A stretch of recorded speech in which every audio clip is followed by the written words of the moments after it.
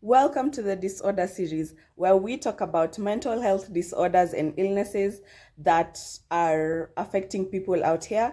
And we are doing this in a very fun, educational way so that you're able to understand what mental health illnesses are, what causes them, what brings them on, and what we can do to help people who are being affected by them, or if you are being affected by them, you get more educated on how you can help yourself. So, welcome, grab a seat, and today let's learn about anxiety.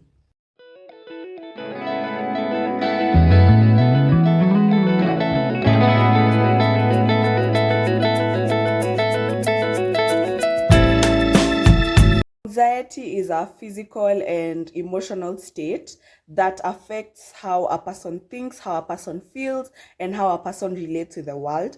And you'll find that this is the definition for most disorders, and that is why they are classified under one umbrella. And anxiety is one of those disorders that really affects your physical as well as your mental. And we're going to see how when we talk about symptoms. So let's go directly into that. Some of the symptoms you may experience when going through anxiety are feelings of fear, feelings of worry, and feelings of tension. And these are mostly usually accompanied by physical symptoms such as an increased heart rate, increased palpitations, that is when you're breathing really hard in and out, as well as sweating, and at the same time you can also experience a feeling of dread. Let's talk about different types of anxiety disorders. Now, there's a difference between anxiety and an anxiety disorder, and you should understand that. An anxiety disorder is the excessive worry or fear of the unknown, okay? But anxiety is just the normal fear of the unknown. And what happens is when this passes the normal range, or what we call the range of normalcy, that is when it is characterized as a disorder. So you don't necessarily have an anxiety disorder when you're feeling a bit too anxious. Sometimes it's normal, sometimes it's part of what is in the normal range of anxiety. Because again, remember, most of these disorders that happen have a normal range. There's what we call a normal range, and there's what we call the abnormal range. And once you're in that abnormal range, that is when we will classify you as having a disorder. So let's talk about people who have anxiety disorders. Let's talk about the types of these anxiety disorders. So number one, we have general anxiety disorder, or GAD for short.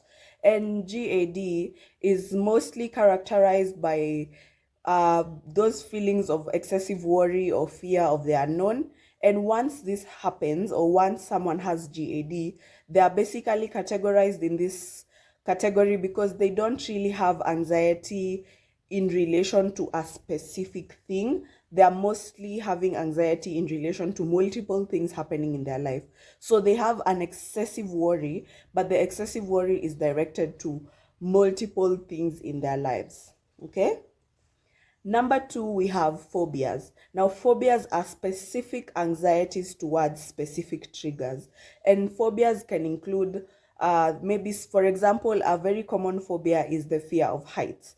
So once you cannot handle being at a very high place. Now, to some extent, this is normal, like it's normal to have phobias, but once it crosses the range of normalcy, and the range of normalcy is measured by how much it affects your daily life. So let's say, for example, you cannot be able to even cross to the first floor of a building simply because you're afraid of heights. That is classified as a phobia, and that is what we are going to look at as a disorder. But if you generally have, that tension you get when you look over at really tall building, then that is normal. But if you have a very debilitating and heartbreaking and a fear that cannot be controlled, and you feel like it affects your daily life, that's when it becomes an issue, and that is when it is categorized as a disorder. Number three, we're going to talk about panic disorders. panic anxiety disorders. And this is when someone suffers from what we call panic attacks. Now, there's a lot of controversy when it comes to panic attacks. You need to understand that when someone has a panic attack, this person is not in control of what their body is going through.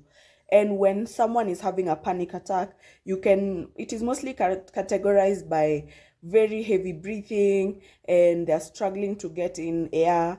And you can see that there's that, sweating, there's that derealization, there's that confusion, there's that element of this person cannot be able to function properly, or they cannot be able to do anything else when they're in that state of panic. And this one is usually accompanied by very many disorders. Like, you can find someone who has bipolar disorder will also have panic anxiety disorder. So it is very common to have these specific anxiety disorder coinciding with another disorder. But again, sometimes having that feeling of panic and you can't breathe and all that is normal. But once it is something that is occurring very frequently, and it is something that is occurring even when, let's say, you're at work and then all of a sudden you get a panic attack. You're hanging out with your friends and then all of a sudden you get a panic attack. You're doing ABCD and all of a sudden you get a panic attack. Then that is when we will categorize it as an anxiety disorder. Otherwise, it is not really necessarily a panic disorder. So you should be very cautious in what you call having a disorder, okay? Again, I'd like to remind you, this is not necessarily a diagnostic tool. You need to see a mental health professional who will be able to sit down with you and diagnose you properly, so that you're not misdiagnosing yourself through this video, okay? The last type of anxiety disorder are separation anxiety, which is anxiety that arises from the fear of being separated from specific people or places. And the other one is selective mutism. So if a person goes to a certain environment and immediately they cannot speak, or immediately they feel uncomfortable to speak, sometimes it is categorized as what we call selective mutism, and that is a form of anxiety. There are other forms of anxiety, such as social anxiety, that also affect a person when they're in a situation where they're supposed to be interacting with other people, and they feel like that really triggers their anxiety. That is social anxiety. And it can be categorized under phobias, but again, it depends on the type of anxiety the person is going through, so that we are able to categorize it properly. This is why it is so important for you to see a mental health professional before you diagnose yourself with any mental health issue. Okay? Let's talk about the causes. Now, there are a lot of causes for anxiety disorders, but the common ones are psychological and environmental. When it comes to genetic, yes, there are some genetic factors that can lead to you getting an anxiety disorder, but they are triggered by psychological and environmental factors. Okay? So let's talk about the environmental factors first. Some of the environmental factors that can affect a person or trigger a person to get an anxiety disorder are things like childhood trauma. There are things like, mostly it's childhood trauma, so that is sexual, whether it was sexual, whether it was physical, whether it was emotional. Any form of trauma can trigger a person to get an anxiety disorder. Other environmental factors that can also trigger an anxiety disorder are things like life stresses. There are things like major life changes. So if you're going through a major life change, or you have very chronic stress, these are the types of things that can really affect a person and trigger an anxiety disorder. Next, another thing is perfectionism. Yes, you heard me right. Perfectionism can be a trigger for... Another thing is perfectionism. Yes, you heard me right. Perfectionism is a trigger for anxiety disorders.